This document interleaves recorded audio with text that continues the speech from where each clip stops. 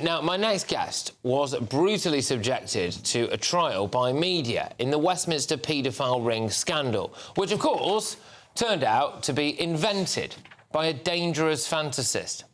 But one broadcaster who gave the fake story a huge amount of airtime was James O'Brien. And former Conservative MP Harvey Proctor has written in the Daily Telegraph about how James O'Brien tried to ruin his life. Now, here he was at the time. These investigations, questions, allegations be examined publicly, or does he have the right to remain innocent and secret, if you will, until proven otherwise? I'm very pleased to say that Harvey Proctor joins me now. Harvey, thank you very, very much. Could you just explain to us, please, exactly what you feel James O'Brien did to you? Good evening to you. And good evening to your viewers. It's a long story, Operation Midland, but in 2015, almost 10 years ago, I threw a press conference. I opened myself up to the media to discuss Operation Midland and the allegations that have been made against me. Mr. O'Brien had been on his radio show with the perpetrator of the allegations, of the lies, a chap called Carl Beach, now serving 18 years in prison for falsehoods and perverting the course of justice, fraud, and being a paedophile. But James O'Brien gave oxygen to Mr. Beach and to those in Exaro, a defunct now press agency, who were supporting him and attacking me and others.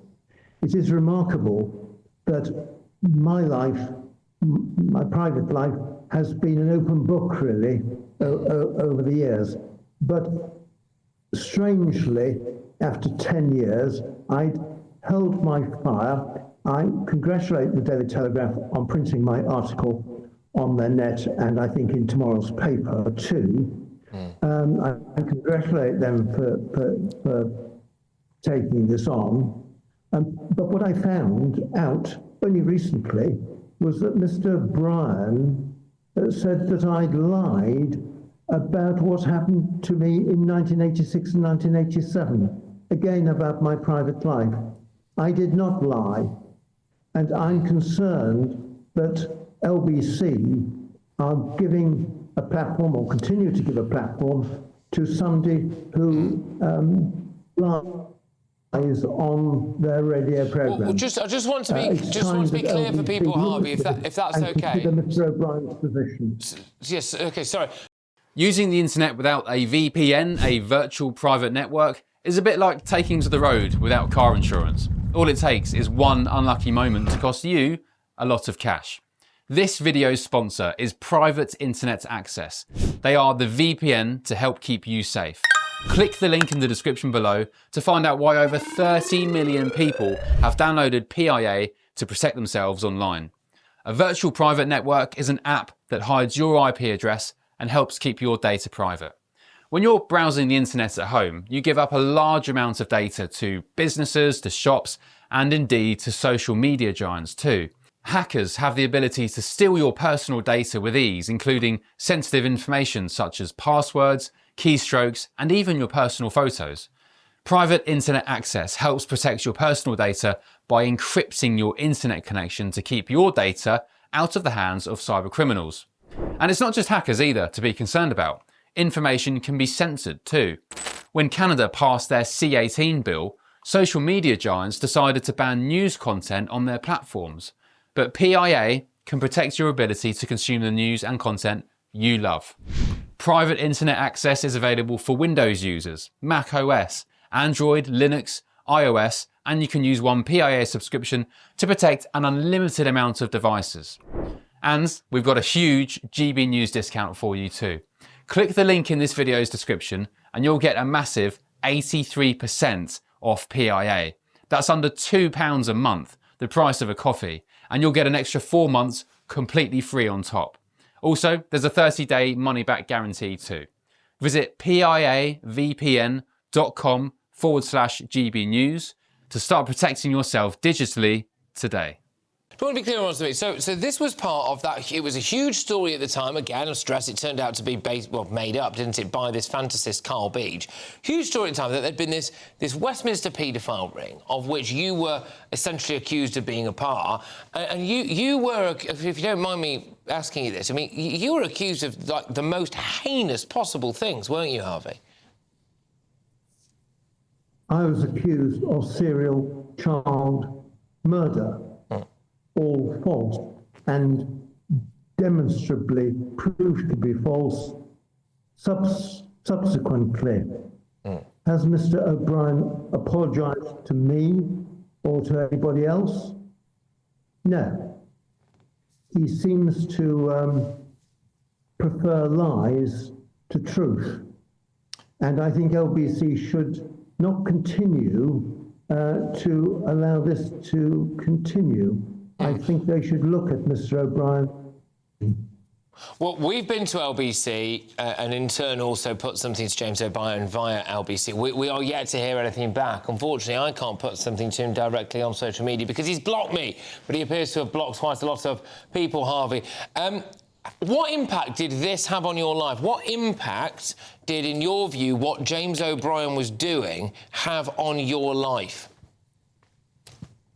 He and others like Tom Watson, the then deputy leader of the Labour Party, who met Carl Beach at the House of Commons, and of course the Metropolitan Police believing Beach and saying he was credible and true before they started investigating Operation Midland at all. The effect on all of that was to lose me my job, my home, which went with my job, my repute, everything went, and nearly my life. So I have been patient and waited and decided now is the time to confront Mr. O'Brien. I doubt whether he'll have the credibility himself to apologise to me, but he certainly apologised to the likes of Field Marshal Lord Bramall, Lady Britain on her husband's behalf, Lord Britain, Ted Heath, and others. But an apology might be helpful all these years afterwards, when it's quite clear that we were all innocent.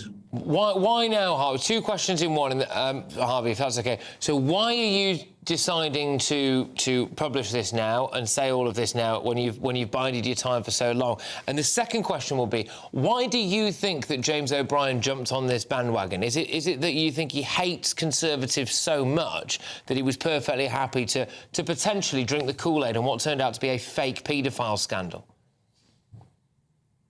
I have never spoken to him. More to the point, he has never spoken to me. Why now?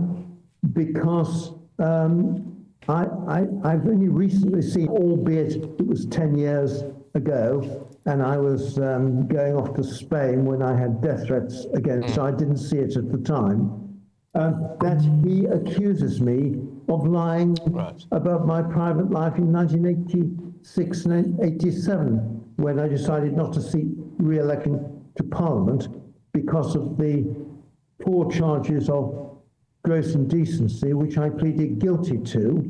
Those charges are no longer offences, surrounded the issue of the age of consent, which differed in the homosexual case, I'm a homosexual, compared with the heterosexual case, 21 in the first, 16 in the latter, and also the defence that I thought I had did not apply in the homosexual case to the heterosexual case.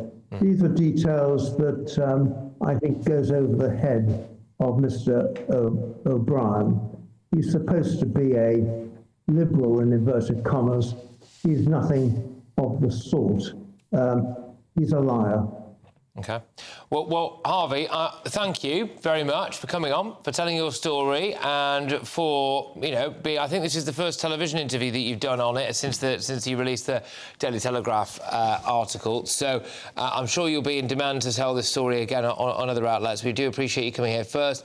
And well done for surviving all of this, because it's the kind of thing that a lot of people would have gone under over. So thank you very much. Harvey Proctor there, a man who's basically been vindicated, hasn't he? I will say again, because Harvey was using some quite strong language there, possibly less strong than I would use if I'd have been accused of similar stuff that James O'Brien has said.